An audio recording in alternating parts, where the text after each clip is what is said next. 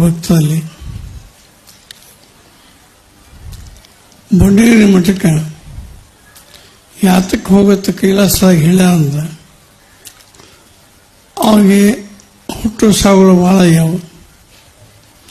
ಆ ಹುಟ್ಟು ಸಾವುಗಳಿಂದ ಬಿಡುಗಡೆ ಆಗಬೇಕಾದ್ರೆ ಎಲ್ಲ ನನ್ನ ಭಕ್ತರಿಗೆ ಧ್ಯಾನ ಮಾಡಿಸ್ ಹೇಳಿ ಶಿವ ಹೇಳಿ ಕಳಿಸ್ಯಾನ. ಅದಕ್ಕೆ ಶಿವ ಏನು ಹೇಳ್ಯಾನು ಮಠ ಪಳಸಾಕತೈತಿ.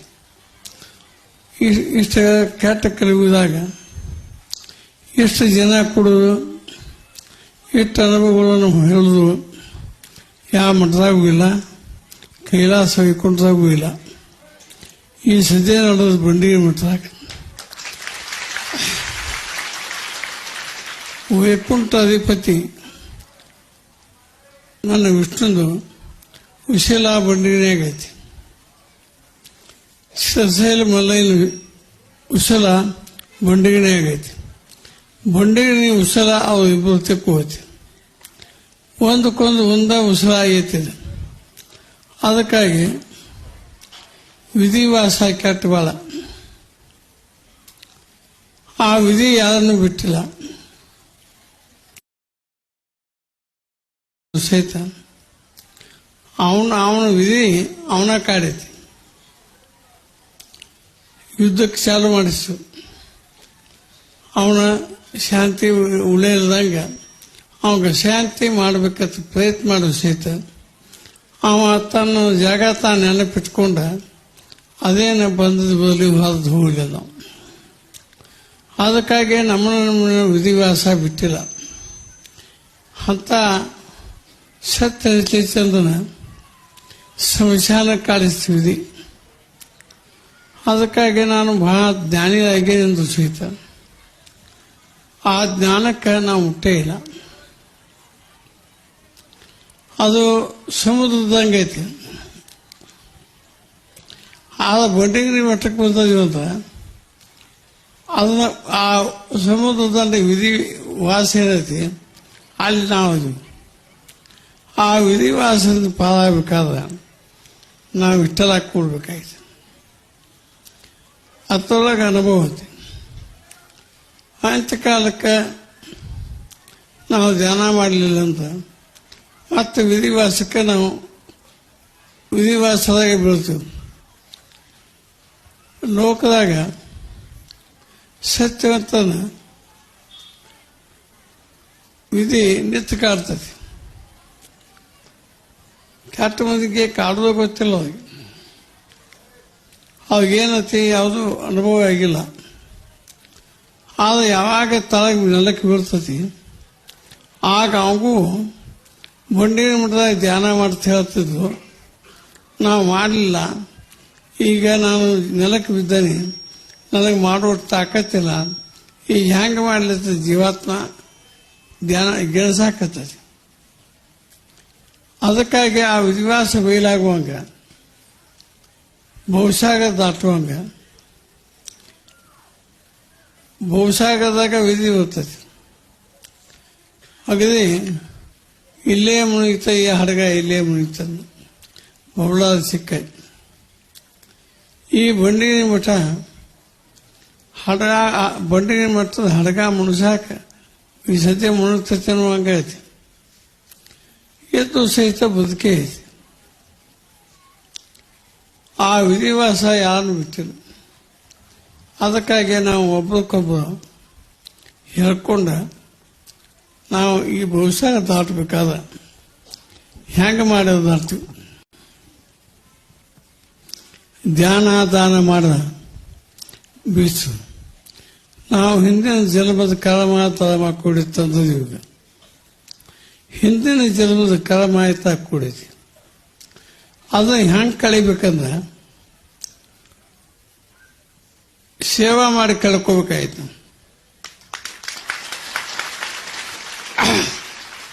ಅದಕ್ಕೆ ಮುಂದಿನ ಹಾದಿ ಸೂಚನಾ ಕೊಡಾಕ ಶಿವ ಬಂಡಿಗಿರಿ ಮಠ ಕಳ್ಸ್ಯಾನ. ಮುಂದಿನ ಸುದ್ದಿ ಹೇಳಿದವ ಬರಬಲ್ಲ. ಅದಕ್ಕಾಗಿ ಬಂಡಿಗಿರಿ ಮಠಕ್ಕೆ ಇದಕ್ಕೆ ಅದ ಇದು ಇದಾದ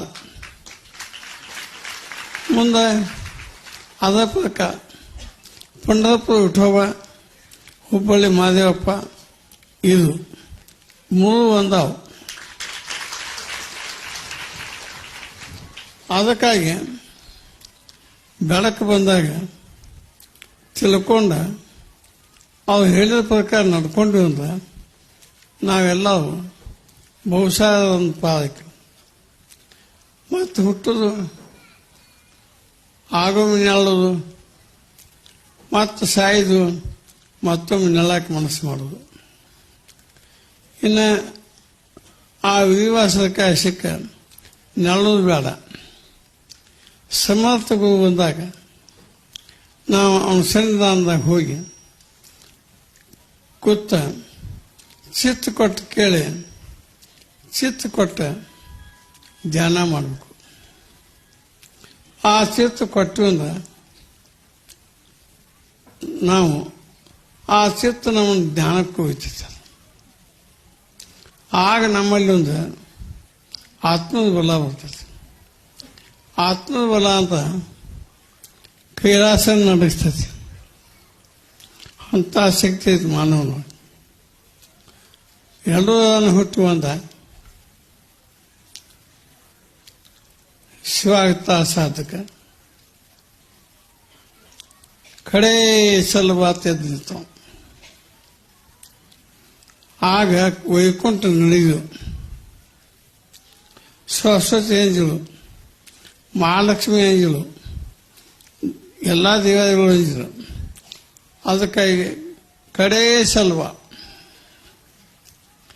ಇದನ್ನ ಜನ್ಮ ಧ್ಯಾನ ಮಾಡಿಕೊಂಡು ಇತ್ತರೊಳಗಿಂದ ನಾವು ಹುಷಾರದೊಂದು ಪಾಲಾದ್ವಿ ಅಂದ್ರೆ ಅದ ಸ್ವಲ್ಪ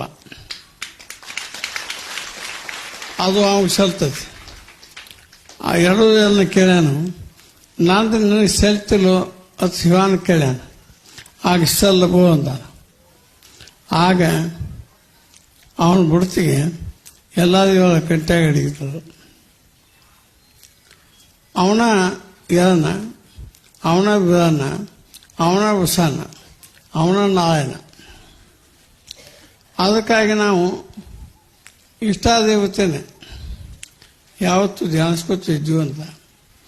ನೀವು ಬಯಲ ಕಡೆ ಕೂತಾಗ ಸಹಿತ ಧ್ಯಾನ ಮಾಡ್ಬೇಕು. ನೀವು ಇದು ಹೊಲಸಾಗತಿ ಇಲ್ಲಿ ಹೆಂಗೆ ಮಾಡ್ದು.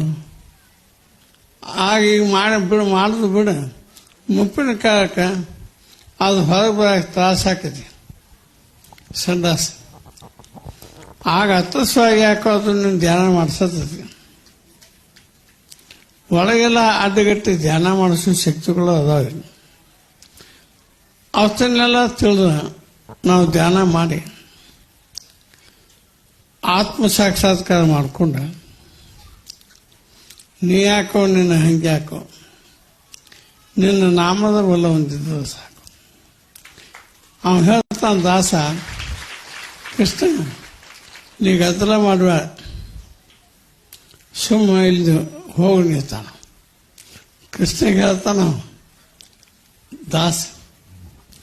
ಆಗ ಅವ ಎಂತ ಅಂದ್ರೆ ಅವನ ಬುದ್ಧರ ಪುರಂದ್ರ ದಾಸ ಹೇಳ್ಯಾನ.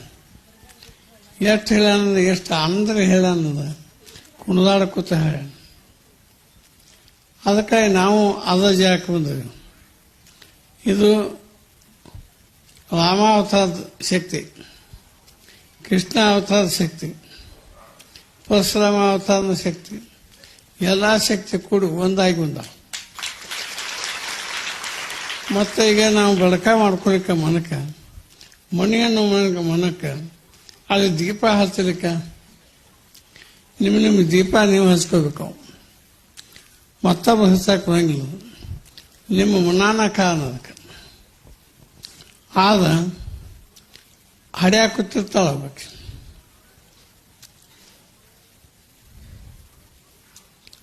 ಅದು ಬ್ಯಾನ್ ತರಿತಾವ, ತ್ರಾಸ ಆಗತ್ತೈತಿ. ಆಗ ನಿತ್ತಾವ ಸತ್ಪುರುಷ, ಏ ತಂಗಿಗೆ ಧ್ಯಾನ ಮಾಡ್ತಾಳು. ಆಕೆತಾಳು ಎಂತಾದಿರ್ತೈತಿ ಇರ್ತಾಳ. ಧ್ಯಾನದ ಎಂತಾದಿರ್ತೈತಿ. ಆಕೆ ಗೊತ್ತೇ ಇಲ್ಲ, ದೊಡ್ಡ ಗುರು ಸಿಕ್ಕೇ ಇಲ್ಲ. ಅದ ಹುಬ್ಬಳ್ಳಿ ಮಾದೇವಪ್ಪ ಹೋಗ್ಬೇಕಾದ್ರೆ ತಾನು ಊಟ ಕಡಿಮೆ ಮಾಡಿಕೊಂಡ. ಇನ್ನೂ 20 ವರ್ಷ ಆಯುಷ್ಯ ಆಯ್ತು. ನಾ ದಂಡ್ಯಾಗ ಬಂದ ಏನು ಚಿತ್ತಪ್ಪ ಆದಿತ್ತು. ಈಗ ಸಾಯನ ಬಂದರು ಕಟ್ಟಿ ಮೇಲೆ ನಿಂತಾಗ ಜೀವಾತ್ಮತ್ತು ಅಪ್ಪ ಹಿಂಗೆ ಹಿಡ್ಕೊಂಡ. ಹೊಳ್ಳಿ ಓದಕ್ಕಿನ ಹಿಂಗೆ ಹಿಡ್ದ. ಆಕೆ ಹೇಳು, ನನಗೆ ಚಲೋ ಬುದ್ಧಿ ಐತಿ, ನಾ ಈಗ ಅಂತ ಯಾವ ಕೆಟ್ಟ ಕೆಲಸ ಮಾಡಿಲ್ಲ, ನಾನು ಬಿಟ್ಟು ಬಿಡು ಹೋಗ್ತಂದ್ರು. ಆಕೆಗೆ ಅಪ್ಪ ಹೇಳ್ದ, ಹಂಗೆ ಮಾಡಕ್ಕೆ ಬರಂಗಿಲ್ವ, ನಾವೆಲ್ಲ ಒಂದು ಕಡೆಗೆ ಬಂದಿದ್ದೀವಿ, ಇದನ್ನು ಧರ್ಮ ಬೆಳೆಸಕ್ಕೆ ಬಂದಿದ್ದೀವಿ, ನಾವು ನೀವು ಒಬ್ರಿಗೊಬ್ರು ಸಹಾಯ ಇದನ್ನು ಧರ್ಮ ಬೆಳೆಸೋಣ ಅಂತ ಆ ಜೀವಾತ್ಮ ಹಿಡ್ಕೊಂಡವನು. ಆಕೆ ಮೆಟ್ಟ ಇಲ್ಲಿ ಐತಲ್ಲ, ಈ ಚರ್ಮದ ಕಡೆ ನೋಡಿಲ್ಲ, ಅಲ್ಲೇ ಓದಾಕಿ ಹೃದಯದ ಮತ್ತು ಜೀವಾತ್ಮ ಹಾಕಿ. ಅದಕ್ಕಾಗಿ ಸತ್ತ ಹೆಣಗಳು ಕುಣಿಯುತ್ತಾವನ್ನ. ಈಗೆಲ್ಲ ಸತ್ವದು. ಇದು ಪೈಲ ಸಣ್ಣಾಗಿದ್ದಾಗ, ನಾ ಸಣ್ಣಾಗಿದ್ದಾಗ ಸತ್ತ ಹೆಣಗಳು ಕುಣಿತಾವ. ಆಗ ನಾನು ಬಬಲಾದಿ ಮುಂಡಿಗೆ ಹಾಡುವಾಗ ಶಿಕ್ಷಣ ಬರುವಾಗ ಇಬ್ಬರು ಶರಣರು ಬರುವಾಗ ಈ ಲೋಕ ಅವ್ರನ್ನ ಕಾಳಕ್ಕೆ ಪ್ರಯತ್ನ ಮಾಡ್ತೈತಿ. ಅವ್ರನ್ನ ಕಸ ಹಾಕಂಟಿ ಸೌತ ಬರ್ತಾಳನ್ನ, ಕಾಡನ್ನೆಲ್ಲ ಮೀತಾಳನ್ನ. ಕಾಡದ ಬುದ್ಧಿಲ್ಲ ಮನುಷ್ಯ ಕಾಡು ಅಡವಿದಂಗ. ನೀತಿಲ್ಲದ ಮನುಷ್ಯ ಉಪಯೋಗ ಇಲ್ಲ. ಅದಕ್ಕಾಗಿ ಅವ ಭೂ ಕಾಲಕ್ಕೆ ನುಗ್ಗಿ ಮಾಡಿ ಸಣ್ಣ ಆಕೆ ನುಗ್ಗಿ ಔಷಧಿ ಬಂದು ಆ ಧರ್ಮಕ್ಕೆ ಯಾವ ಅಡ್ಡ ಬರ್ತಾರಲ್ಲ ಅವ್ರು ನುಗ್ಕೋತ ಹೊಂಟಾಳ. 2000 ಸುಡ್ಕೊಂಡು ಭಾಳ ನುಗ್ಗಿರು. ಎಷ್ಟು ಸತ್ತು ಅವರಿಗೆ ಗಾಯ ಆಗಿಲ್ಲ, ಅವೇನು ಮಾಯ ಆಗಿಲ್ಲ. ಅವನ ಯಾರಿಗೂ ಗೊತ್ತಾಗದಂಗೆ ತನ್ನ ಪ್ರತಿಭೆ ತಿಳಿಯಗುಡನು. ತಾ ಏನನ್ನು ತಿಳಿಗುಡಂಗಿಲ್ಲ. ಆ ದುಷ್ಟನ ನಾಶ ಮಾಡಕ್ಕೆ ಸಂಕಲ್ಪ ಮಾಡ್ತಾನೋ ಅಂದಾಗ ಏನೋ 20 ವರ್ಷ ಆಯುಷ್ಯ ಆಯಿತು. ಹುಬ್ಬಳ್ಳಿ ಮಾದೇವಪ್ಪದ ನಾನು ಜೀವ ಉಳಿಸ್ಕೊಂಡಾನೆ. ಇದು ಶಿಶಿರಾಬಾಜಿ ಐತಿ. ಆಗ ತಾಕತ್ತಿತ್ತು. ಆಗ ಚಳವಳಿಯಾಗ ನನಗೆ ಅನುಕೂಲ ಇತ್ತು. ಆಗ ಓಡಾಡಿ ಚಳವಳಿ ಮಾಡಿ ಭಾರತಕ್ಕೆ ಸ್ವತಂತ್ರ ಬರುವಂಗೆ ವಿನೋಬ ಭಾವೆಯವರ ಜೋಡಿ ಕೂಡಿ ನಾನು ಚಳವಳಿ ಮಾಡಿ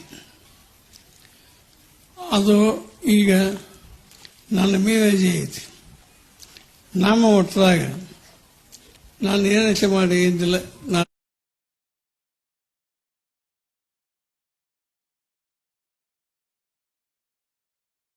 ಅದಕ್ಕೆ ನಾನು ಗಾಯ ಆಗೋದು ಬೇಡ ಅಂತೇಳಿ ಸಣ್ಣಾಗಿ ಊಟ ಕಡಿಮೆ ಮಾಡ್ಕೋತ ಆಯುಷ್ಯ ಕಡಿಮೆ ಮಾಡ್ಕೊ. ಈ ಕೆಟ್ಟ ಜನಕ್ಕೆ ಅವ ಆಯುಷ್ಯ ಕಡಿಮೆ ಮಾಡಿಕೊಂಡು ವಾಜಿ ಆಯ್ತು ಮುಗಿಯಿತು. ನಮ್ಮ ಸಲುವಾಗಿ ಪ್ರಾಣ ಬಿಟ್ಟ. ಯಾಕೆ ಮಾಡಿದಾಗ ವಿಶ್ವಾಸಕ್ಕೆ ಕಾಣಲಿಲ್ಲ. ಆ ವಿಶ್ವಾಸಕ್ಕೆ ಕಾಣಲಿಲ್ಲ. ಅವನು ತನ್ನ ಸಂಕಲ್ಪ ಮಾಡ್ಕೊಂಡು ದೇಹ ಬಿಟ್ಟ. ಅವ 20 ವರ್ಷಕ್ಕೆ ಆಯುಷ್ಯ ಕಡಿಮೆ ಮಾಡ್ಕೊಂಡು 82 ವಯಸ್ಸಿದ್ದು ಅವನ ಆಯುಷ್ಯ ಇತ್ತು. ಬದಮಲಿಗೆ ಆ ಬದಲು ಮೇಲಕ್ಕೆ 82 ಇತ್ತು. ಅವನು ತಾನ ಕಡಿಮೆ ಮಾಡ್ಕೊಳ್ಳೋದ್ರಿಂದ ದೇವಿಟ. ಈಗ ನಾವು ಏನು ಮಾಡ್ಬೇಕಾಯ್ತು ಬಂಡಿ ಮಠದಾಗ, ಅವನು ಏನು 22 ವಯಸ್ಸದ ಆಯುಷ್ಯ ನಾವು ತಗೊಂಡ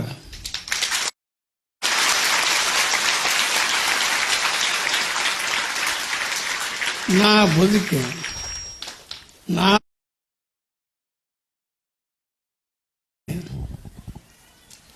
ಆ ಮಲ್ಲಯ್ಯ ಸಲುವಾಗಿ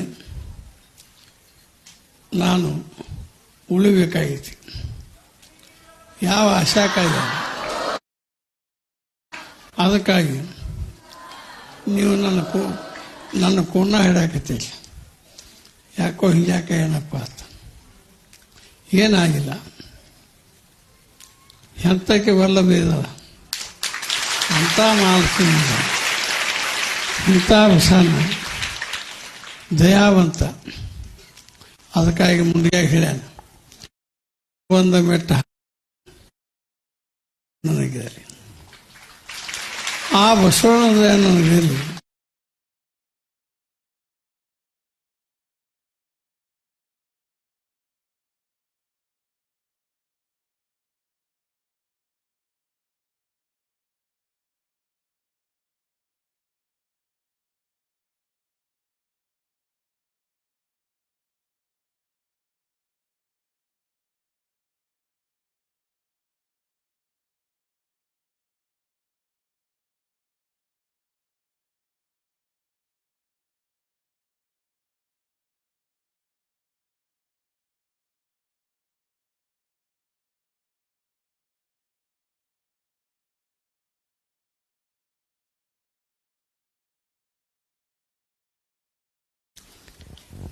ಅದಕ್ಕಾಗಿ ನೀವು ಒಂದೇ ಅಡಗಿನಾಗ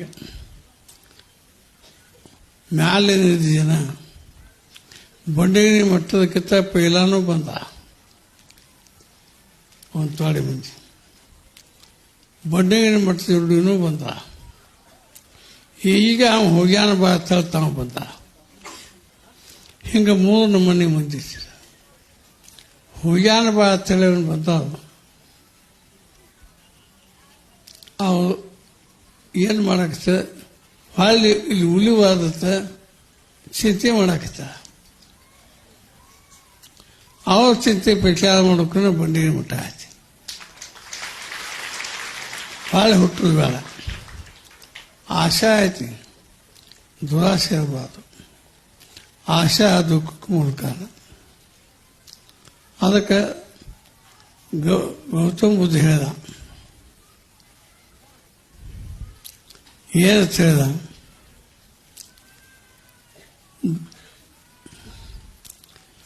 ಎಲ್ಲರೂ ಜಗತ್ತೆಲ್ಲ ಶಾಂತಿಯಲ್ಲಿ ಬದುಕಬೇಕು ಅಂತ ಹೇಳಿದ. ಆ ಶಾಂತಿಯಲ್ಲಿ ಬದುಕಬೇಕಾದ್ರೆ ಶಾಂತಿ ಅದಲ್ಲ ಜ್ಞಾನಿಗಳು, ಅವ್ರ ಜೋಡಿ ಕೂಡಾಡ್ಬೇಕು. ನಾವು ಮಾದೇವಪ್ಪನ ಜೋಡಿ ಕೂಡಾಡಿದವು ಅವ್ರು ಶಾಂತನೇ ಜೀವಿತ. ಮಾದೇವಪ್ಪನ ಜೋಡಿ ಎಷ್ಟು ಮಂದಿ ಕೂಡೈತಿ, ಎಷ್ಟು ಯಾಕೋ ತಿಳ್ಕೊಂಡು, ಹೌದು ಮಾದೇವಪ್ಪ, ಹೌದು ದೇವರು, ಹೌದು ದೇವರು, ಮಾದೇವಪ್ಪ ದೇವರು ಹೌದು. ಅದಕ್ಕಾಗಿ ನಾವು ಆ ದೇವ ಹೆಂಗೆ ಅವ್ನಿಗೆ ಶಾಂತಿ ಮಾಡಿಕೊಂಡಿದ್ದ. ಅದಕ್ಕಾಗಿ ಈ ಬ್ರಹ್ಮಾಂಡನ ಶಾಂತಿ ಮಾಡಬೇಕಂದು ಕೆಲವೊಂದೊಂದು ಆಗಂಗಿಲ್ಲ. ಮನಸ್ಸ ಚಂಚಲ, ಆ ಮನಸ್ಸ ಹಸಿ ಬಿಡಬಾರ್ದು, ಆ ಮನಸ್ಸ ಗಾಳಿ ಹಾಕಬೇಕು, ಏನೇನೋ ಬಿಡ್ತಾವ. ಅದಕ್ಕಾಗಿ ವಿಧಿವಾಸ ಪಬಲಾದ ಸಿಕ್ಕೈನ ಪಾತಾಳಕ್ಕೆ ಹೋಯ್ತು. ಬಾಂಧವಕ್ಕೆ ಜುಟ್ಟ ಹಿಡಿದ್ರು, ಕಾಪು ನಾವು ತೊಳಗೆ ಹಿಡ್ದ, ಅದಕ್ಕೆ ಕ್ಯಾಸಿ ಕೂಗೋಳಾಗೋದು ಬೇಡತ್ತೆ. ತಾನು ಒಳಗೆ ಏನಿಲ್ಲ, ಈಕೇನು ಪುಚ್ಚ ಹಿಡ್ದಲ್ಲ, ತಲೆ ಮೇಲೆ ಕೂದಲ, ಈಕೆ ಗಟ್ಟಿಗೆ ಹಿಡ್ದ ಬಿಟ್ಟರು, ಅವನು ಗಟ್ಟಿಗೆ ಜಿಗ್ಗಾಡಿ ಒಳಗೆ ಹೋದ. ಆ ಜಿಗ್ಗಾಡಿ ಅವನು ಒಳಗೆ ಹೋಗುವಾಗ ನಾನು ನೋಡಿ, ಅವನು ಪಾತಾಳ ಹೋಗುವಾಗ ದುರ್ಗಾದೇವಿ ಕೈಯಾಗ ಹೋಗಲಿಲ್ಲದು.